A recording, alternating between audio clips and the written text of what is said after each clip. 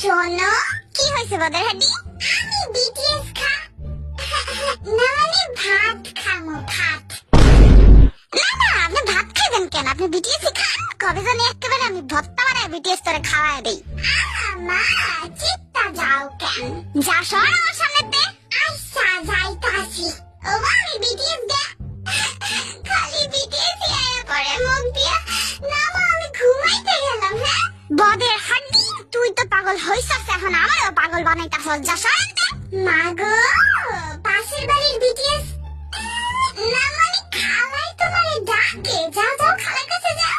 তুই যদি আর উষ্টা না খাইতে চাস না, আমার সামনে মুখ খুলিস না। আচ্ছা, আর মুখ খুলবো না, কিন্তু আমার লাস্ট কথাটা শোনো। ওই যে বিটিএস না মানে ও বাবা, তোমারে ডাকছিল, এটাই কইতে চাইছিলাম আর কি। এবার তো আমি ঝাড়ুটাই আনতাছি, খা তুই।